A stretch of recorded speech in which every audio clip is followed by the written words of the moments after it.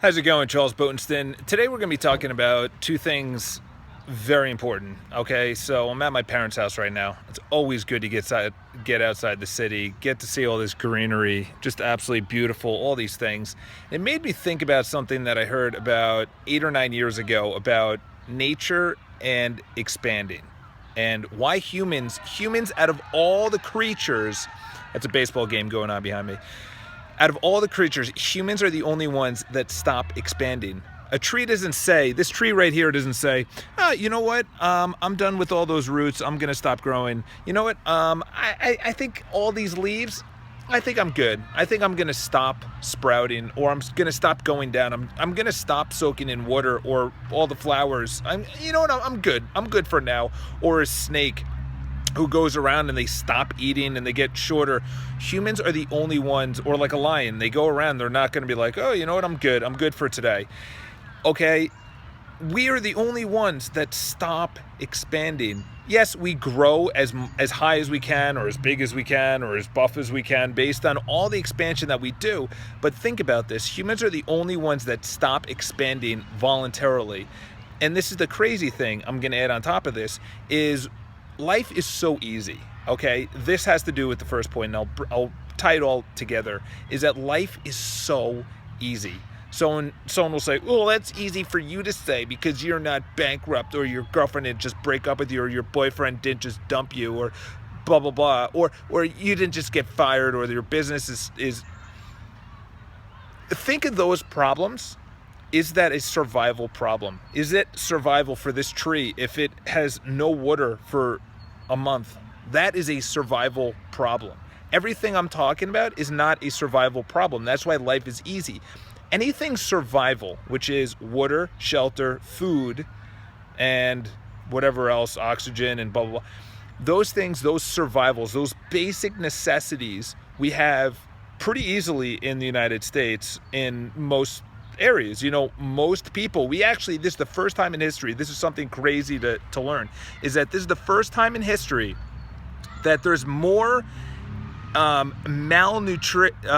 there's more obese or overweight, I forgot what the term they use, than malnutritioned or malnourished. In other words, there's more overweight people. In other words, there's more food than there is people that don't have food. There's more people eating bad food than good food ever in history. The scale has tipped where there's so much food available that there's more unhealthy people because they have too much food than people that don't have enough food. It's the first time in history we've reached that. We have water, we have healthcare, we have amazing things. So really, survivability is it's really not something that we think about day to day.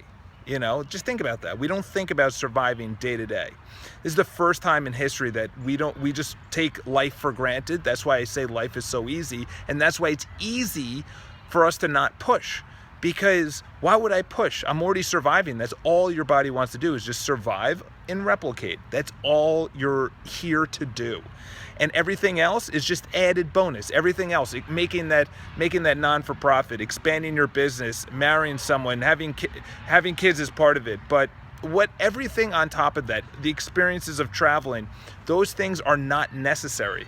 But we think it's necessary. That's the thing, is that since survival is so easy right now, since having access to water and food and healthcare and shelter is so easy right now, and I'm talking about the United States, I'm not talking about elsewhere, but in the United States, it's so easy that we think we need everything on top of that. The big house, the big car, the watch, the really nice purses, everything that we add, all the meaning that we put on top of that, going to a really nice school, starting your business, things like that. Since those are not necessary, that's not part of survival, then your body says, we don't need it. Let's just stay home. Let's just watch TV. So there's two things I want you to get. Number one is that life is so easy. Do not take it for granted, but life is easy because survival is easy, not everything else. When we say we're going bankrupt and everything else, we're not actually saying we're about to die from lack of water. We're about to die from lack of food or shelter or oxygen, something like that. The second thing I want you to know is that we are the only creatures that stop expanding. We're the only creatures because we've mastered survival. We've already mastered survival. There's no other animals that start resorts and have planes and cars because that life is so easy. Every other animal is literally fighting for survival. This tree is going against other trees in the area. It's fighting against man-made things like this patio, like this moss right here on the tree. It's fighting for survival. It's not going to stop expanding, and it's also it never is going to stop trying to survive. That's the biggest things. So what are the takeaways? Number one is that you're never, this is what I've noticed about motivation and anything else, really along the topics of moving beyond survival, moving to thrive, not survive. Instead of coping with things, it's thriving. That's another word. The biggest thing is you cannot talk your way out of it. There's no language that you can use to motivate you to do anything. You can't actually say yourself into motion.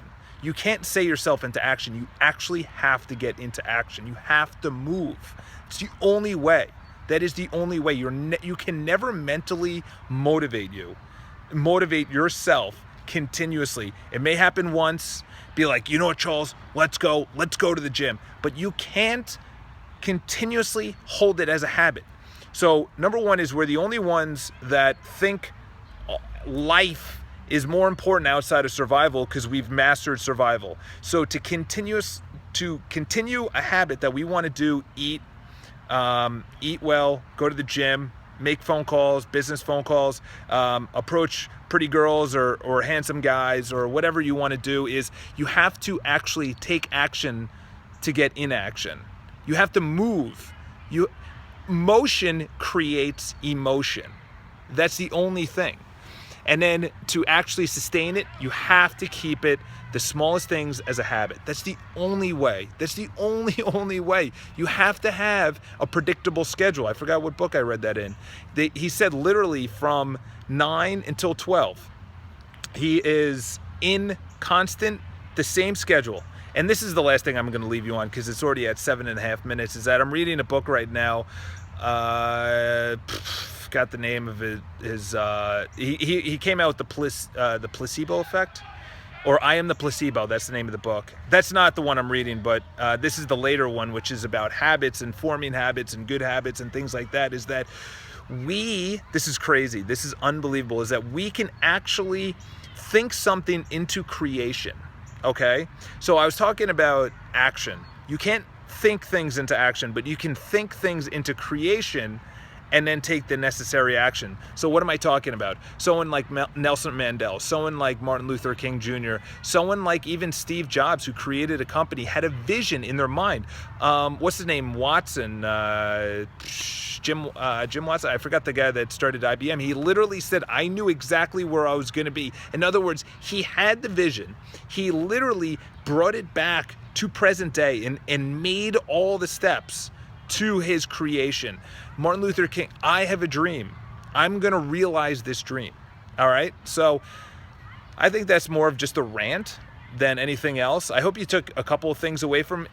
Really, the biggest thing I really want you to take away is that whether it's something that you get from me or from someone else, is that you question it and then you say, how does it apply to my life? This tree thing, where nature, we're the only ones that stop expanding. I've heard that for many, many years. And then finally it hit me. I'm like, wow. I'm like, we have success barriers. That's really what it comes down to. We have success barriers where we know what we need to do to get where we want. Charles, you make your sales calls, you will get exclusives. You will represent owners. Whatever it is. I keep bringing up, I don't know everyone else's example. That's why you have to leave comments below so I could bring it up, is that, whatever you need to do, study to get good grades.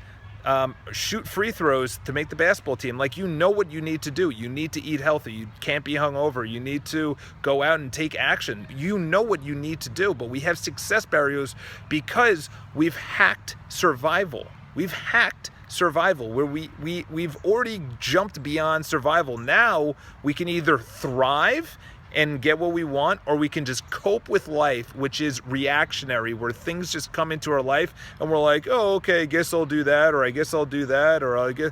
No. Create your life. I just came out of the video, be brutal with your friends. It's the same thing. You know, I literally can just talk here for hours on just the life that I see other people. I took the Long Island Railroad home, and people are just, they hate life.